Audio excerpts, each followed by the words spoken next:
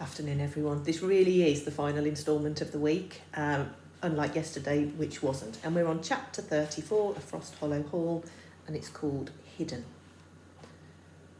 That page might be anywhere, if it still existed at all, and I doubted that it did. Most likely it was just a heap of ash in a grate somewhere. Bet Mrs. Jessop's got it stuffed down her bodice, said Will, and I'm not searching her, so don't ask. He pulled a face at Gracie, who tried hard not to giggle. I didn't see much to laugh about.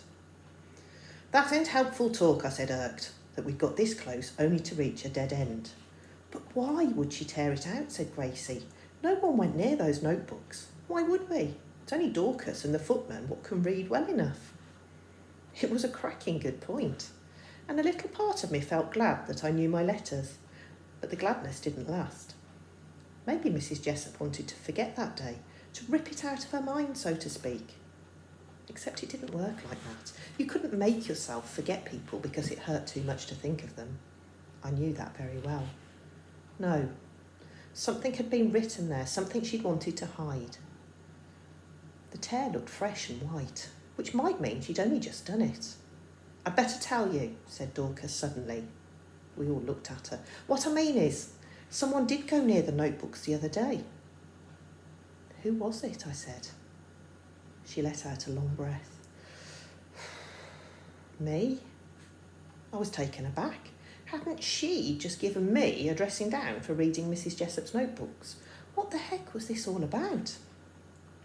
I went to speak, but she held up a hand to shush me. I was trying to hide it, the one for February 1871. Rumour was Madame Martineau was after details about the day Kit died, to help her look authentic at the séance. So you're saying you took the page, I asked. No, not quite. Mrs. Jessop caught me red-handed. I hadn't read any of it. It didn't even cross my mind to. But it didn't look good, me in her office like that, snooping through her things. I told her straight out what Madame Martineau was up to, and I think she believed me. Only then she turned quite strange, and I was glad to leave the room. What do you mean, turned strange?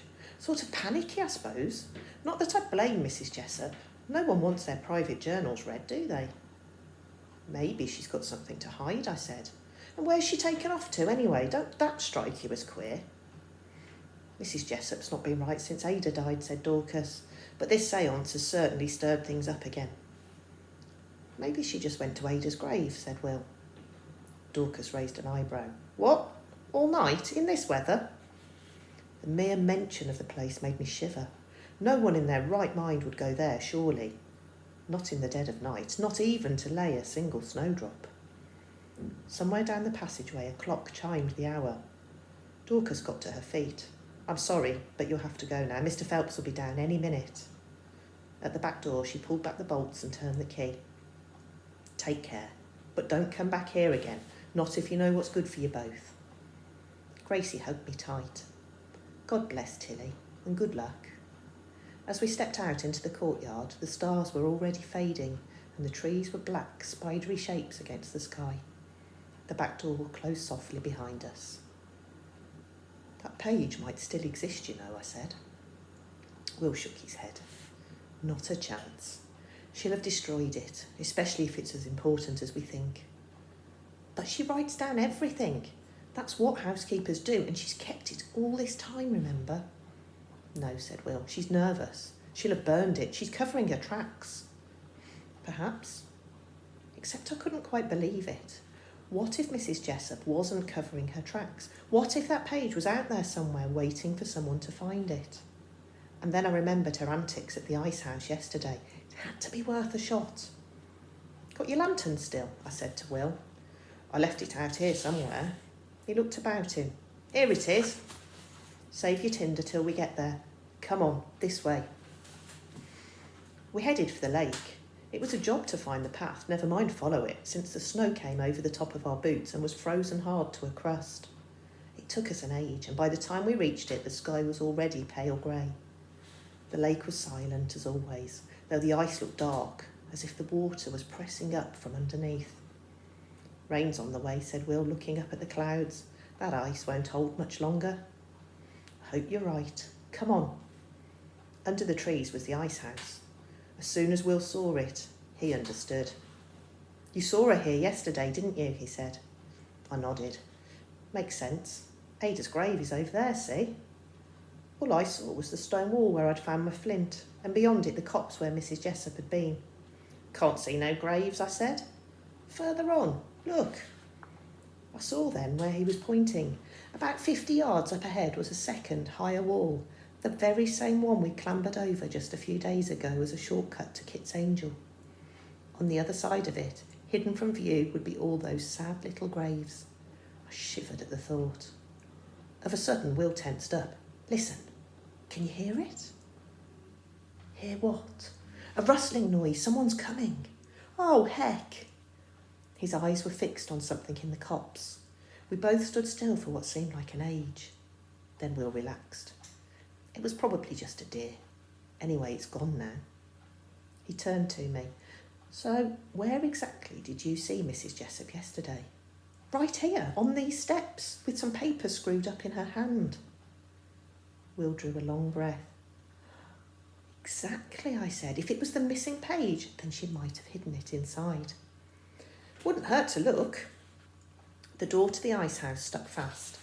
We grabbed hold together and gave a specially sharp tug. The door snagged against the ground, then swung open. The air inside smelled rank. My heart was racing now. "Stay here and keep watch," I said to Will. "Take this then." He lit the lantern and handed it to me. I edged my way in slowly. The lantern didn't help much. In fact, it made the dark seem darker. Up close, the walls were grimy brick, the floor a foul-smelling mess of wet straw. The roof pressed in on me so that I was almost bent double. The only sound was the slow drip of icy water draining away at my feet. Up ahead was the pit of ice. I felt the chill of it even from here. My spirits sank. Nothing else looked different. Nothing had changed. Before I knew it, the same hot panic rose up in my chest. I had to get out, now. I groped my way back to the entrance. Just as I reached it, my fingers touched something rough in the wall. I stopped. Holding the lantern up, I peered closer. One brick jutted out an inch from the rest. My hand shook as I gripped it. It came away easily enough. And there, stuffed in the damp space where the brick had been, was a scrunched up piece of paper. Outside, I showed it to Will. "Blimey, you were right," he said, his eyes all wide. "Have a quick look, then we need to get out of here." He cleared the snow from the top step. I was glad to sit down, for my legs were shaking, and now I had the thing right here in my flipping hand. I felt ill at the thought of reading it. I breathed deep, made my eyes focus on the page. Chapter 35, February the 6th, 1871. It didn't make sense on first sight, for this diary entry wasn't like the others. There was no mention of cleaning tasks or who'd eaten what. This was all thoughts, laid out like a broken list on the page. It didn't appear to have been written all in one go, but in snatches during the day. The dashes at the edge of the page seemed to show this. It started angrily. "Sick at sight of Lady B this morning, breakfasting happily with her dear son, when my darling child lies ill in a stranger's house and I cannot go to her. Such agony. I anxiously await news of how she does. Cannot eat for fear it will be bad." Then, some time later, an ugly big crow flew into the kitchen and sat on top of the dresser, eyeballing us all. Dorcas kept quiet about deaths today, but I saw the look she gave Cook. Everyone fears the worst, I know it. Word comes from the cottage. The news is bad. A's fever rages. She cries out for me and for Kit. Oh, how am I to bear this? Still, Lady B refuses my plea to go to A. She speaks as if I've forgotten my duty to Frost Hollow Hall. "We only have one heir," she says. "We must keep infection from the house, no matter what. Hateful, hateful woman with no heart of her own. Is she not a mother too?" And what a change there is in Kay. Now he mopes in his room. His mood is foul, with not a kind word for anyone. Does he not care for his friend any more, when just a few days ago she was his dearest? How fickle he is. It seems he has truly forgotten Am I the only one wishing to see her? Is he really, truly heartless? I am sunk too low. I fear I will put the pen right through the page if I write any more. The strangest thing has just happened. I came into the kitchen and swear I saw my A wiping dry the china. My heart leapt for joy. I was sure she was recovered and come back to me. Only she put down her cloth and went out of the back door. I rushed after her into the courtyard, but there was no sign of her. It was as if she had disappeared into thin air. Calmer now. Luncheon over. Place is quiet. No one will notice. I have to go to A.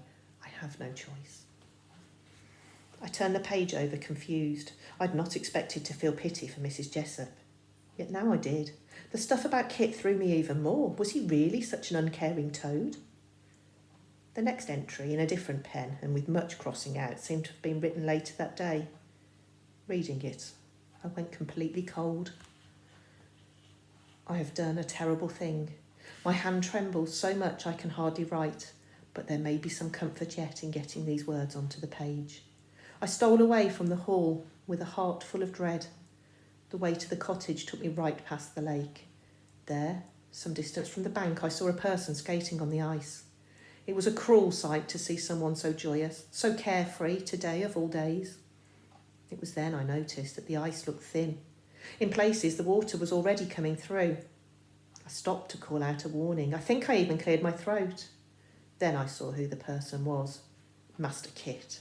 A sudden rage seized me. What foolish mother would let her son come skating when the lake was not properly frozen? And why was he here? What right did he have to enjoy himself when my baby lay dying in her bed? He was heartless like his mother. If he fell through the ice, if he perished, what would she feel then? An agony just like mine. I didn't shout a warning. I walked on by and reached the cottage too late. My darling girl never knew I'd come. By the time I reached her, her eyes were shut, her breathing changed, and I knew that what I'd seen earlier in the kitchen was her departing spirit come to see me, come to say goodbye. She died fever warm in my arms. It was over, and I was now dead without her. It was agony to leave again, but sometime later I set off back to the hall. Yet death still stalked me. At the lake, oh horror, I found Master Kit face down in the water. God knows I tried to pull him free, but he was too heavy, too cold, too long dead. I was to blame. I could have saved him. This terrible deed was all mine. How I got home, I don't recall. Somehow I raised the alarm and the men went to bring Master Kit home. That my pain as a mother would now be shared, doubled, was no comfort at all. I believed I lost my wits for a time. Now, as I lie here in my room, my hand no longer shakes. The doctor's draft has helped me, or maybe the act of writing down these words is a balm to my soul. I think not. My heart has been torn from my chest, and the wound left deep and open. I wonder that I am still alive, since this is the worst agony of all. I wish, no, pray, that I might be dead of it come morning. Mr. Phelps has just been. He tells me Kit's body is laid out in his bedchamber. Great fires have been ordered. Her ladyship thinks the warmth will revive him. She fools herself. Her son is too long dead. He was cold when I found him, much colder than my Ada. And now I hear a terrible wailing noise from somewhere deep in the house, and the opening and closing of many doors. I feel nothing. It's even an effort to breathe. I became aware of Will rubbing my shoulder. Say something, won't you? I opened my mouth, but the words seemed to stick in my throat. I took a few shaky breaths and blew my nose in the hanky Will held out to me. Tell me what it says, he said gently. Mrs. Jessup, but I didn't know where to start, so I thrust the page at him. You'd better read it yourself. I got to my feet. My head felt full. One word of warning, that's all it would have taken. Just one flipping word and Kit might be here now. My temper flared. I couldn't keep still, pacing up and down till the snow wore thin and the grass underneath showed through. I sure as hell didn't feel sorry for Mrs. Jessup any more. I fancied ripping her measly eyes out. Will gave a low whistle once he'd finished reading. A right old mess, isn't it? He said, rubbing his jaw. No wonder she wants to keep it secret. She could have saved Kit and she didn't. She was upset. Her daughter was dying. That don't mean what she did was right. Of course it don't, but it don't make Mrs. Jessup a villain neither. You've changed your tune, I said. Back in the kitchens, you was on Lady Barrington's side.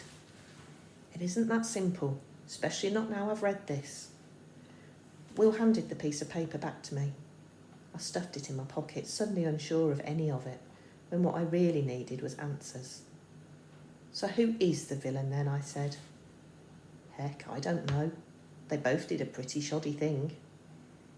I didn't want to hear this. Someone was to blame for Kit's death, all right, and Mrs. Jessup seemed a good place to start. As I turned it all over in my mind, I grew aware of how the wind had got up. Birds circled unsteadily above the treetops, and the air felt soft against my face. It's getting warmer, I said. Somewhere behind us, a gate clicked shut. Shh. Will went still. Men's voices carried on the wind. A dog yammered like it was on the scent of something. Someone shouted. Will met my eye in alarm. We'd better get out of here. We picked our way down the path, keeping low and hidden under the trees. We didn't speak a word, though already a plan was forming in my head. When we'd almost reached the courtyard again, Will made to go off down another track. This way, he said, cut through here and we'll be at the gates in no time. I stopped. I can't go yet. Behind us, something crashed through the bushes. We turned to see a huge black dog hurtling down the path towards us. Run! Cried Will. I couldn't move. A blur of teeth and tongue barged past me. I staggered, but somehow didn't fall. Will was already running. The dog raced after him. It gained on him in no time. Will's head whipped round at the dog's first bite. He kicked with all his might, sending it sprawling into the snow. Snapping and snarling, it lunged at him again. A scream rose up in my throat. I waved my arms like a mad thing. I yelled, I roared, running straight at the dog. One look at me and it stopped in its tracks, then sloped back off into the bushes towards the men's voices. They sounded closer now. I rushed to Will's side. Can you walk? Gingerly, he raised his trouser leg. The bite was deep and ragged. Blood poured down his calf into the snow. It don't look good, he said, gritting his teeth. 3 men were now coming down the path with the dog at their heels. Here they are, said one, slapping a thick stick against his palm. I recognised him at once. It was Jake, the thug who'd caught us last time. Will turned pale beside me. A figure came running out from the courtyard, dark skirts bunched up in her hand. Leave those children alone, do you hear me? She cried. The men stopped. Jake slipped his fingers through the dog's collar. I felt Will sway against me and caught him just in time as Mrs. Jessup came striding through the snow towards us. Chapter 36. Things Turn Nasty. The fear took hold of me. We'd been caught fair and square. Things were about to turn nasty. I braced myself for it, but one look at Will's leg and Mrs. Jessup ordered Jake to carry him straight inside. I followed right behind. The household was up now, the kitchen's busy. Grace's mouth fell open as we trailed blood in through the back door. What is it? What's happened? She cried. I shook my head at her. No one else stopped to explain. We went to Mrs. Jessup's office where, with a grunt, Jake dropped Will into the nearest chair and disappeared sharpish. Mrs. Jessup closed the door behind him. She stood very still, her arms folded across her chest. I hovered uneasily at Will's side. Any second she'd spot a notebook out of place and guess what we'd been up to. Yet the fear in me was fast turning to anger. I knew her guilty secret now, the part she played in Kit's death. Mrs. Jessup didn't seem interested in her bookshelves or even poor old Will. She was looking straight at me. Well, she said. Briefly I met her eye, then my gaze fell to her snow-crusted boots. Dead leaves were caught up in her skirts. Odd. There weren't any trees on the lawn where she'd found us. I believe you have something of mine, she said. Will coughed nervously. I felt my cheeks burn. Like what? I said, though my blasted hand went straight to the greatcoat pocket. You know very well. I felt myself go redder, as if that gaze of hers could see right into my soul. That's right, Mrs. Jessup, I do know very well. I know exactly what you did. She held out her hand, palm upwards, twitching her fingers at me. Come on, Give it to me. I stood my ground. I'm warning you, Tilly. I can't believe what you did, I blurted out. Kit might have lived if you'd warned him. Her eyes flicked over me. You don't know what you're saying. Oh, but I do. It's all written down. Give it to me. She lunged at me. I jumped back smartly. She stopped, breathing hard. A lock of hair had come loose across her face. You'd better hand it over, young lady, or else I swear I'll... And she went for me again, her arm raised like she was about to clout me one. Blimey, Tilly, just give it back to her, cried Will from his seat. I wasn't scared of a walloping, but Will was right. I'd got what I needed. I knew what had happened. What did I care about a lousy scrap of paper? My hands shook as I took it from my pocket. It was damp and crumpled and the ink was beginning to run. Here, take it. I held it out to her. Mrs. Jessup hesitated. Her lip quivered. Then she took it between thumb and forefinger like it was the finest silk in the land. Ever so gently, she folded it into neat squares and put it in her pocket. There was something desperate in her look. With a shudder, she composed herself again. He needs a doctor, she said, meaning Will, and you, Tilly Higgins, had better stay right here until I decide what's to be done with you. With a rustle of skirt, she left the room, pulling the door shut behind her. I'm for it now, I said, beginning to panic. Why did I have to go and mention Kit? I should have kept my gob shut just a bit longer. Will shrugged. It's not your strong point, is it? But she'd have done us for trespassing anyway, with or without the notebook. How did she know what we were up to? Will looked at me like I was stupid. Where do you think she went last night? With those leaves on her skirt, it didn't take much working out. Ada's grave, which is right near to the ice house. Exactly. I did tell you. And it wasn't deer you heard in the woods, I said. It was her. I flopped down heavily into a chair.